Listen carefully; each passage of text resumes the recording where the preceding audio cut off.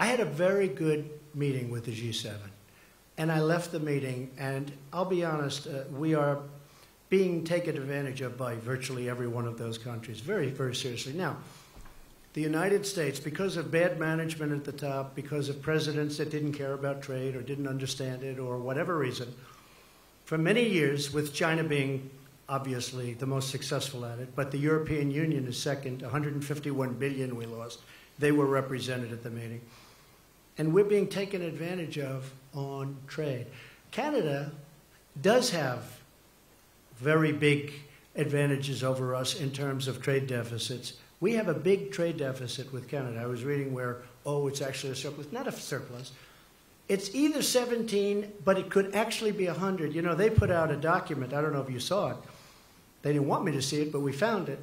Perhaps they were trying to show the power they have. It's close to $100 billion a year loss with Canada. They don't take our farm products, many of them. They charge what was 270%, but somebody told me the other day that a few months ago they raised it to 295% for dairy products. And it's very unfair to our farmers, and it's very unfair to the people of our country, the workers, the farmers, the companies. And we are not able to trade. They have tremendous barriers up. They have tremendous tariffs. So when I put in a countervailing tariff just to get us up a little bit so the balance isn't so much, it's like this. They said, oh, that's so terrible. I said, what's terrible? We have to catch you a little bit. We have to have a little balance. Even if it's not complete, we have to have a little balance. I say this with many countries.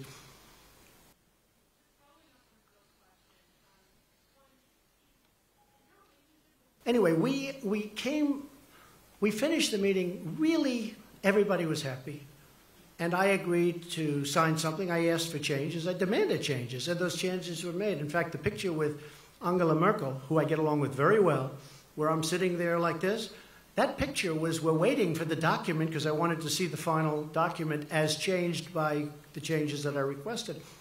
That was a very friendly, I know it didn't look friendly, and I know it was reported like sort of nasty both ways. I was angry at her. Actually, we were just talking, the whole group, about something unrelated to everything, very friendly, waiting for the document to come back so I could read it before I leave. Anyway, I left and it was very friendly. When I got onto the plane, I think that Justin probably didn't know that Air Force One has about 20 televisions. And I see the television, and he's giving a news conference about how he will not be pushed around by the United States. And I say, push him around. We just shook hands. It was very friendly.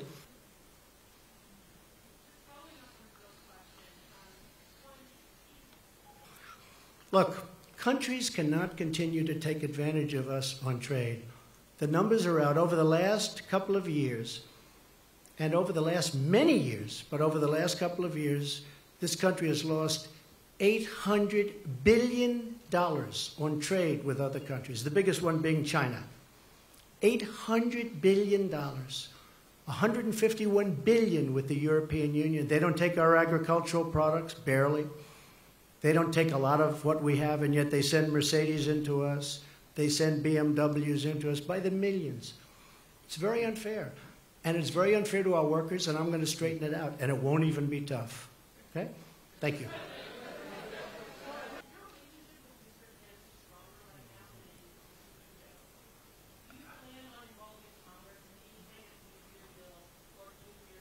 I would like to involve Congress, yes. And no, I have a good relationship with Justin Trudeau. I really did. Other than he had a news conference that he had because he assumed I was in an airplane and I wasn't watching. He learned that's going to cost a lot of money for the people of Canada. He learned. You can't do that. You can't do that. We left. We had a very good relationship. I've had a good relationship with Justin. I have a good relationship with all. I have a very good relationship with Angela Merkel. But on NATO, we're paying 4.2%. She's paying 1% of a much smaller GDP than we have. We're paying 4.2% on a much larger. We're paying for, I mean, anyone can say from 60 to 90% of NATO. And we're protecting countries of Europe. And then on top of it, they kill us on trade. So you just can't have it that way. It's unfair to our taxpayers and to our people.